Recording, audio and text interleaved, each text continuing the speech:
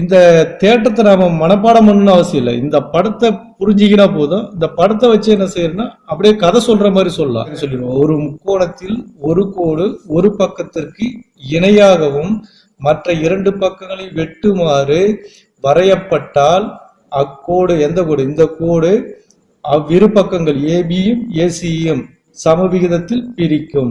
எப்படி பிரிக்குது பாருங்க, இங்க ரெண்டு ரெண்டா, இந்த பக்கம் ரெண்டா பிரிக்கும், இந்த பக்கம் ரெண்டா பிரிக்கும் பாருங்க. அதுதான் சமவிகிதத்தில் பிரிக்கும். தேற்றம் தான்.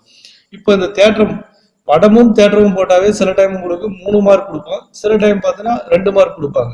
நெக்ஸ்ட் நிரூபணம்.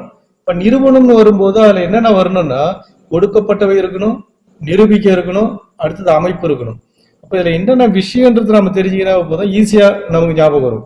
கொடுக்கப்பட்டவை என்னன்னா அவன் என்ன கொடுத்துருக்கான்றதான் கொடுக்கப்பட்டவை. அப்ப நிரூபிக்க நாம இதுதான் அப்ப AD by DB AE by இசின்றது நிரூபிக்க. இதுதான் கொஸ்டின். இப்ப நமக்கு இதுதான் நம்ம நிரூபிச்சு காட்டணும் ஃபைனல் ஆன்சர் வரும்போது.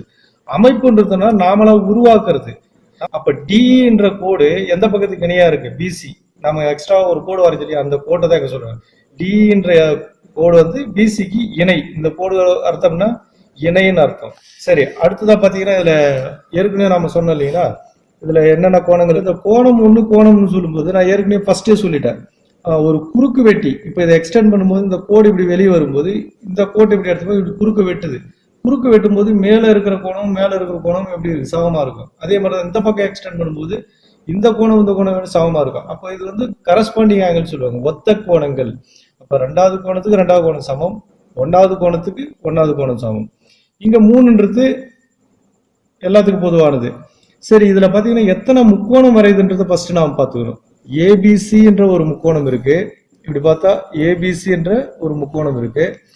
மேல்புற பகுதியில பாருங்க ஏடிஇன்ற ஒரு முக்கோணம் இருக்கு. மேல இருக்கிறது கட்படி எடுத்தா நமக்கு என்ன கிடைக்கும், ஏடின்ற ஒரு சின்ன முக்கோணம் வரும். அப்ப இதுல 2 முக்கோணங்கள் இருக்கு. இந்த 2 முக்கோணம் பாத்தீங்கன்னா ஏபிசி ஒரு முக்கோணம், ஏடிஇன்ற ஒரு முக்கோணம்.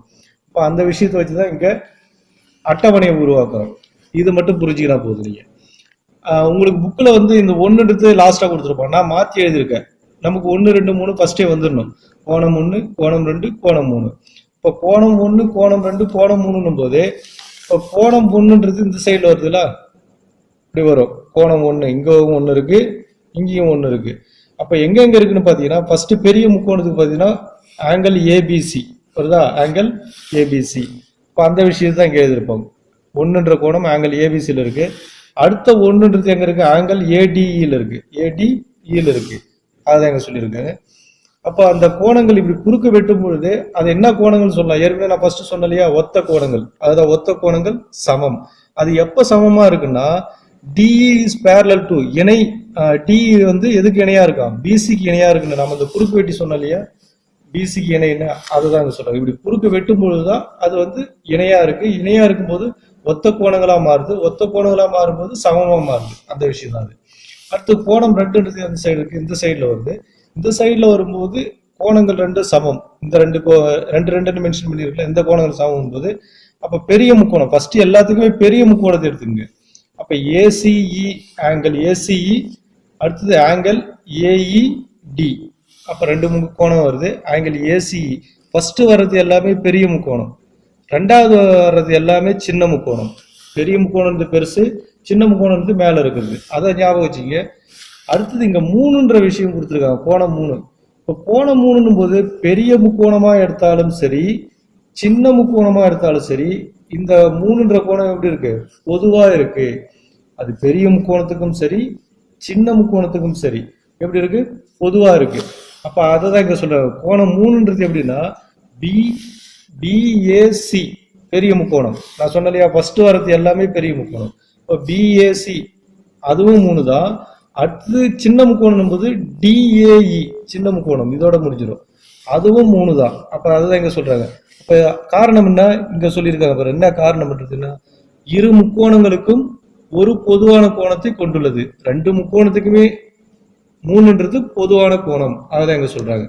சரி, அடுத்ததான் 4வது பாயிண்ட் பாத்தீங்கன்னா இதுல 2 முக்கோணம் இருக்கு. 2 முக்கோணம்னா என்ன, பெரிய முக்கோணம் ஒண்ணு ஏபிசின்ற ஒரு முக்கோணம், ஏடின்ற முக்கோணம். அந்த விஷயம் தான் அது. இப்போ என்ன முக்கோணம் இது, வடிவத்த முக்கோணங்கள். இப்போ வடிவத்த முக்கோணங்கள் தான் இதை மென்ஷன் பண்ணியிருக்காங்க. இப்போ அந்த வடிவத்த முக்கோணங்கள் பார்த்தா அதோட பக்கங்கள் எப்படி சொல்றாங்க, ஒத்த பக்கங்கள் விகிதங்கள் சமம்னு சொல்றாங்க. அதோட விகிதங்கள் சமம்னு சொல்லும்போது அப்ப பெரிய முக்கோணம்னா இந்த சைடு. இப்ப பெரிய முக்கோணம்னு சொன்னா இதோட விகிதங்கள் பாருங்க. ஃபர்ஸ்ட் நம்ம ஃபுல்லா எடுக்கணும். ஏபி ஏடி, அதான் சொல்றேன். ஏபி ஏடி, ஏசி ஏஇன்னு எடுக்கிறாங்க. AC AE. சரி, அடுத்ததான் என்ன பண்றாங்கன்னா இந்த ஏபின்றது ரெண்டா பிரிக்கலாம். ஏபின்றத ரெண்டா பிரிக்கலாம். என்னென்ன இருக்குன்னா ஏடி டிபின்னு பிரிக்கலாம். ஏடி டிபி அந்த விஷயம் தான். அப்ப ஏபின்றத பிரிச்சு எழுதுறாங்க. ஏடி பிளஸ் டிபின்னு பிரிச்சு எழுதுறாங்க. இந்த பக்கம் ஏசின்றத பிரிச்சு எழுதலாம். ஏஇ இசின்னு பிரிச்சு எழுதலாம். இந்த விகிதங்கள் சொன்னாங்க இல்லையா, அதுதான் இது. அப்ப இதை பிரிச்சு எழுதுறோம். ஏஇ பிளஸ் இசின்னு பிரிச்சு எழுதுறோம். பை ஏஇ, இந்த பக்கம் பை ஏடி அப்படியே தான் இருக்கும். அதுதான் இங்க சொல்லியிருக்காங்க. காரணம் என்னன்னா ஏபி ஏசியை பிரித்தல். இப்ப இந்த ஏபியும் ஏசியும் பிரிக்க சொல்றாங்க. பிரிச்சு எழுதியிருக்கோம். பிரிச்சு எழுதும் போது இந்த ஏடி ஆனது இது ரெண்டுத்துக்கு பொதுவானது. இந்த ஏஇ ஆனது ரெண்டுத்துக்கு பொதுவானது. இது ரெண்டுத்துக்கும். அப்ப ஏடி ஏடி கேன்சல் ஆகும்போது ஒண்ணுன்னு வருமா? இந்த ஏடி ஏடியும் கேன்சல் ஆகும்போது ஒண்ணுன்னு வரும். அடுத்தது இங்க என்ன இருக்கு, டிபி பை ஏடின்னு இருக்கு. டிபி பை, ஏன்னா இது ஏடின்றது ரெண்டுத்துக்கு பொதுவானது. அதனால என்ன பண்றோம், டிபி பை ஏடி அப்படி வச்சுக்கிறோம். இந்த ஏடி பை ஏடி கேன்சல், அதே தான் இந்த சைடு ஏஇ கேன்சல் ஆகுது. இசி பை ஏன்றது வந்துடுது. அப்ப இரு பக்கமும் ஒன்றை நீக்குகன்னு சொல்றாங்க. இப்ப இந்த ஒண்ணு நீக்கிட்டா ஃபைனலா என்ன வருது பாருங்க, DP by AD E by ஏன்னு வருது. அதை என்ன பண்ண சொல்றாங்கன்னா தலைகீழாக மாற்றுக. அது எப்படி சொல்றாங்க, தலைகீழா மாத்தி சொல்றாங்க. அப்ப தலைகீழா மாற்றும் போது ஏடின்றது மேல வந்துட்டு டிபி தான். அப்ப AD by DB AE by இசின்னு மாறி வரும். அப்ப நிரூபிக்கல இதுதான் கொடுத்துருக்காங்க. AD by DB AE by EC என்றதை நிரூபிக்கணும்னு சொல்லியிருக்காங்க. அப்ப இதை நிரூபிச்சிட்டோம். அப்ப நாம என்னன்னு சொல்லணும், பயனலாம் தேற்றம் நிரூபிக்கப்பட்டது.